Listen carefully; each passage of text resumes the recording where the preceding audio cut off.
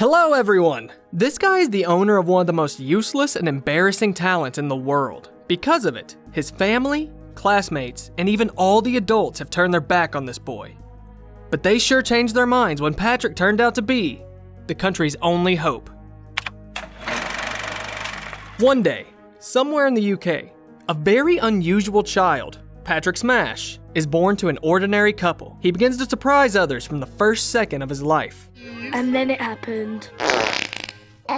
If only that embarrassing thing happened one time. But no, the child turns his parents' life into a real nightmare. At night, they wake up not because of his crying, but from the deafening volleys of his intestines. That is not to mention the aroma spreading inside their house instead of the smell of fresh pastries and warm milk. It's impossible to get used to, so Patrick's father decides to follow in the footsteps of great inventors and comes up with a device that can save his family from the torment. However, not all of his ideas are realistic. Tired of the unsuccessful attempts to return silence and fresh air to his house, Mr. Smash leaves the family to the deafening sobs of his wife. After that, the mother begins to ignore her own son, and Patrick's sister blames him for everything. He feels invisible until the long-awaited day finally arrives. His first day of school, where he hopes to find some friends. But, of course, nothing goes according to plan because Patrick has not learned to restrain himself. The children immediately begin to bully the poor guy. However, one of Patrick's classmates don't care about his peculiarities at all. It's Alan, who immediately starts playing with him and accepts him for who he is. That's because Alan has his own peculiarity. He's never been able to smell anything. The guys spend all of their free time together, and that's a huge relief for Patrick. But still, he remains an outcast. His worst bully is Damon, who uses every opportunity to get to him. One time, he snatches Patrick's lunchbox and is very surprised by its contents. What's this crap? It's special food to help me with my problem. Damon begins to humiliate Patrick even more because of his unusual diet. Alan tries to stand up for him but isn't very successful. He very quickly gets punched.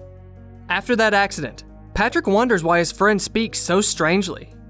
He always talks about light years, celestial bodies, and gravitational fields. To which Alan replies that his ability to express his thoughts clearly is just one of his many talents. All of which are necessary in order to finally achieve his cherished dream.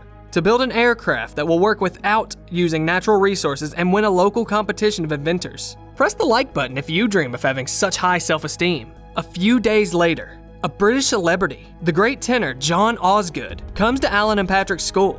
After his performance, all the children are told to stand up, and the singer makes a passionate speech. He suggests the children pray to discover which gifts they have and stay silent for a while.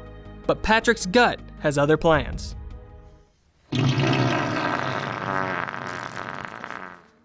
Without mincing words, Patrick's teacher calls him the most brainless creature on Earth. And that is the worst day of his life. But life goes on anyway. And he keeps going to school and eating tasteless cereal for breakfast while his sister eats beans with tomato sauce. In order to get his mind off things, one day, a fascinated Patrick watches a broadcast about a launch of an American space rocket. He even decides to write to the US Space Center and find out if his peculiarity would stop him from becoming an astronaut. It turns out that that is his most important and cherished dream. But then, the head of the center says in an interview that a real astronaut must have complete control of himself. Patrick is well aware that he has no self-control. So he tears up the letter and almost gives up on his dream. But then he suddenly thinks of the final words of the general. Uniquely gifted. The very next day, Patrick comes over to Alan and asks him to help him become normal. Alan chases Patrick away and locks himself in the garage. Patrick obediently spends the night outside waiting while some suspicious detectives take pictures of him from a black car. In the morning, Alan finally comes out of his workshop with his coolest invention yet. Shorts that have incredible gas absorption properties. Their secrets lie in a small pipe that leads to a lunchbox. All of Patrick's gases would go right into it. Now, Patrick is a free and confident person. He defies all the stupid rules, and that is the best day of his life. Patrick sincerely thanks Alan for saving him from the eternal humiliation and decides to ask him again for help. He wants to figure out what gift he has, but his friend's answer astonishes Patrick. Alan is sure that he does not have any talents. He doesn't even seem to realize how insulting those words sound. But Alan wants to create flying machines, and he has his own ideas about talent. Before the friends end up fighting, the bully Damon approaches Patrick again, and as usual, decides to see what's in his lunchbox. The protests from the two friends, of course, only fuel his interests. Of course, Damon can't just leave it at that. He ties Patrick to a monkey bar and sets half the school on him. Alan's invention breaks down, and its owner is left in his boxers. He's so stressed that the rampage in his guts takes on an unprecedented scale, and he does not hold back. The good thing is, the bullies finally back off. That becomes the new worst day of Patrick's life. He decides not to go to school, and he stays at home. Watching the news about the problems on a space station, Alan comes over and says he missed his friend, and he fixed the thunder in the pants. But Patrick only says he no longer needs pants, because his dreams would never become a reality, especially after Alan himself declared that his friend had no gifts. Alan is surprised. He thought Patrick dreamed of no longer farting in front of everyone. I did, but that wasn't my dream. I want to be a spaceman. But Alan doesn't react to his friend's revelations like Patrick wants him to. He believes it's an impossible dream because you need to train a lot, pass difficult exams, and be in excellent physical shape to become an astronaut. Patrick is hurt, and Alan leaves his friend's house with the smart pants, while the suspicious guy in the black car keeps watching him. A couple of days later, Patrick and his mother come to the doctor and find out some shocking news. It turns out that the boy has 2 stomachs. The doctor is amazed. He's never seen anything like it. According to him, Patrick is a medical phenomenon with an absolutely useless but unique gift. The kid perks up. Did someone say gift? That becomes the new best day of his life. Inspired, Patrick goes to John Osgood Seminary. The man can't hit a high note while singing an ode. What he doesn't know yet is that using your voice is only one way of hitting a note. Osgood tries to catch up to Patrick, but he runs away. A little later, Alan tells him the good news. He does have a gift.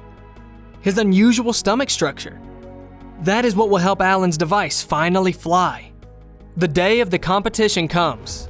John Osgood is getting ready to give the prize to the winner, and the participants are preparing to demonstrate their ingenious developments. Their task is to make a car fly at least 100 feet, but no one can do it. So, no one believes in the 2 young men that are the last to present their invention. Too bad. They're actually flying.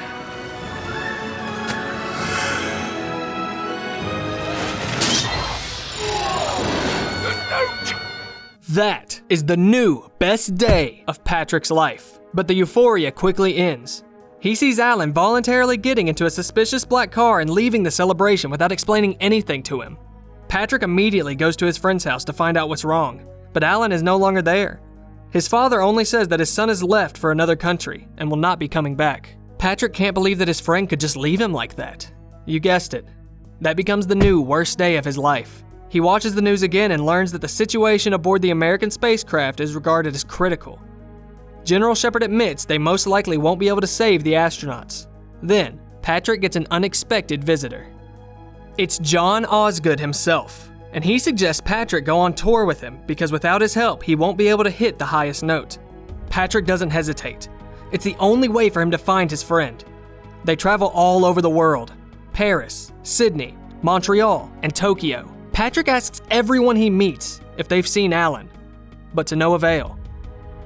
One day, Placido, another tenor that used to be the best opera singer before Osgood, sneaks into the room of his enemy.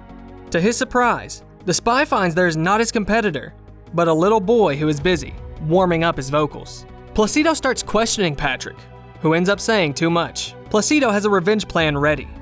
He adds some strange liquid to the cake on the table. Unsurprisingly, Patrick feels awful during the performance. However, he still hits the right note. He even breaks glasses in the equipment. However, things get complicated.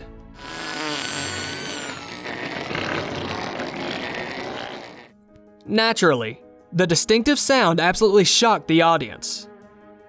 And then comes the moment of truth. Placido gets up from his seat and declares that the performer in front of them is a liar. By an amazing coincidence, It is at that moment that what Patrick had damaged a little earlier with his deafening tirade falls down.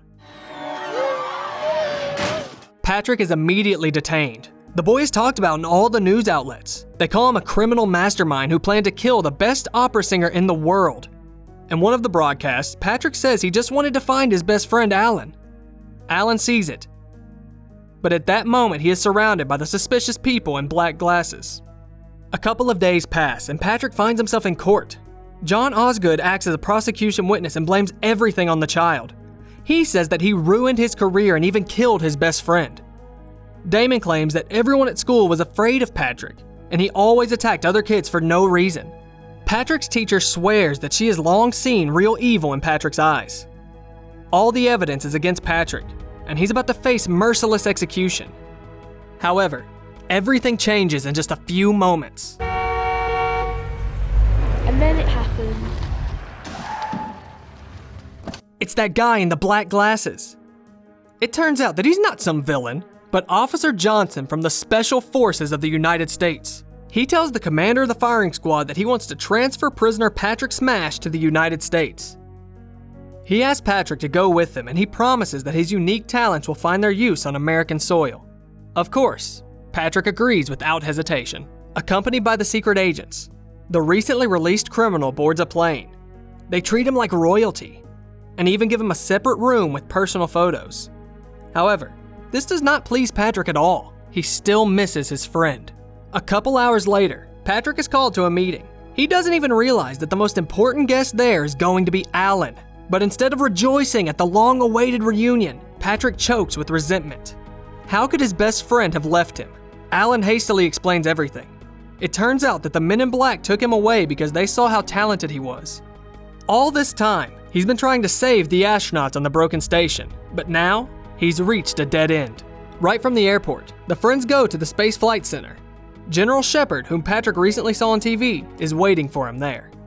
He informs them that they have a day to send a rescue rocket into space, and Patrick is their only hope. He has to become a real astronaut. Once inside the Science Center, Patrick can't believe his eyes. He finds out that only children work there because adults are useless. They look all over the world for gifted guys and recruit them. But now, they have a serious problem. They designed a new internal combustion engine based on the Miracle Boy's double stomach.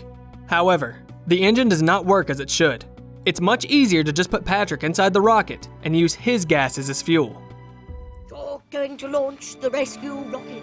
You're going to launch Thunderpants 3. Patrick is quickly briefed, and very soon the launch hour arrives. Everyone welcomes the boy as a savior and hero, and even the President of the United States himself shakes the boy's hand. But right before takeoff, a scientist approaches General Shepard and says that he found a mistake in the device's blueprints. There's a high probability that the rocket will explode less than a minute after launch. The chance of survival is only 21%. The general immediately tells Alan about the problem, and they call Patrick on the speakerphone. Alan says it's up to him to decide, and he can refuse, but if he does agree, he will become a real hero. In response, Patrick delivers a passionate speech. Not only the scientists at the Space Center, but also all of his relatives, classmates, and teachers listen to it. Patrick admits that no one has ever believed in him. He could not please anyone, neither his mother, nor his peers, or his teachers. So he will never miss the opportunity to live up to the expectations of an entire country. The countdown ends. Everyone freezes in anticipation. Patrick works with all of his might.